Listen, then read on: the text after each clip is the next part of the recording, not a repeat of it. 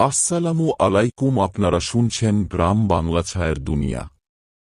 বাংলার ভূত, বাংলার ভয়, উল্টো পাল্টা গল্প নয়।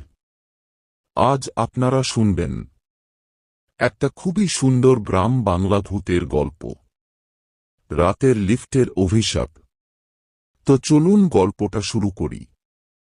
সাহিল প্রতিদিন রাত 1:00টার দিকে তার অফিস থেকে বের হয়, কিন্তু আজ একটু বেশি দেরি হয়ে গেছে। রাত 1:01 বাজে। পুরো বিল্ডিংটা ফাঁকা, কেবলমাত্র কিছু রাতের শিফটের কর্মী আর সিকিউরিটি গার্ড আছে। সে ক্লান্ত হয়ে লিফটের সামনে দাঁড়াল এবং বোতাম টিপল। Ground floor. লিফট নামতে শুরু করল।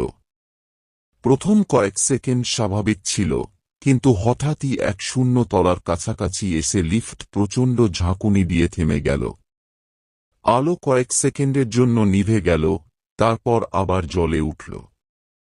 সাহিল ঘাবড়ে গিয়ে ফোন বের করল, কিন্তু ফোনের স্ক্রিনে লেখা নো সিগন্যাল।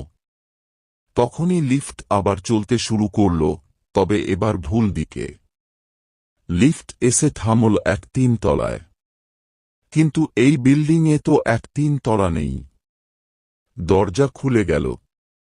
সাহিল এক পা বাইরে ফেলতে গিয়েও থমকে গেল।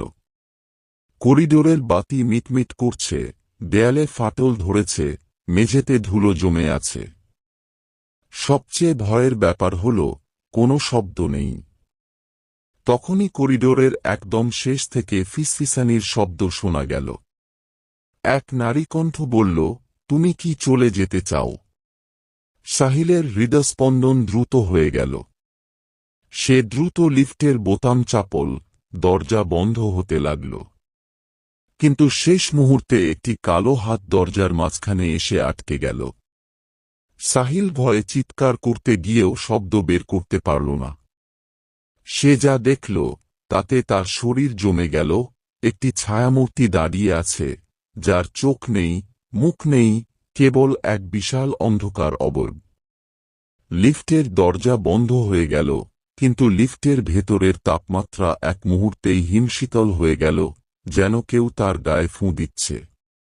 লিফট এবার নামতে লাগল, কিন্তু ফ্লোরের সংখ্যা উল্টো হতে থাকল। 1 2 1 1 1 0 1 2।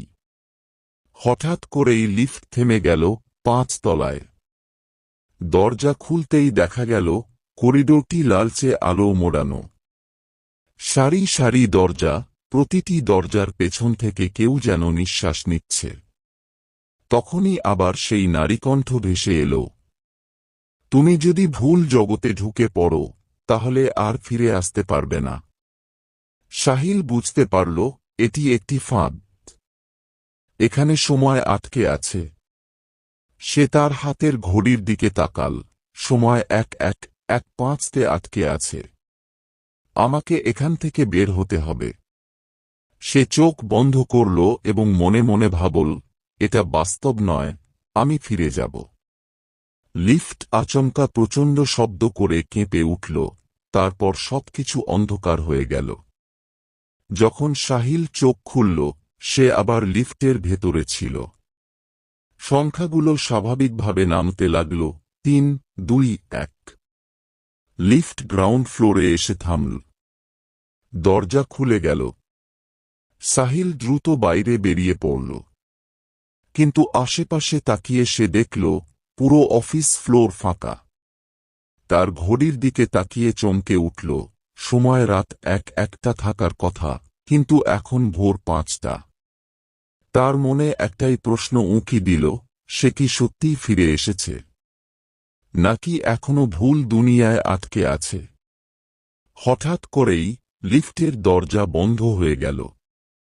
সেই নারীর কণ্ঠস্বর আবার শুনতে পেল, সাহিল, তুমি কি নিশ্চিত যে তুমি ফিরে এসেছ? সাহিল দ্রুত বিল্ডিং থেকে বের হতে ছুটল।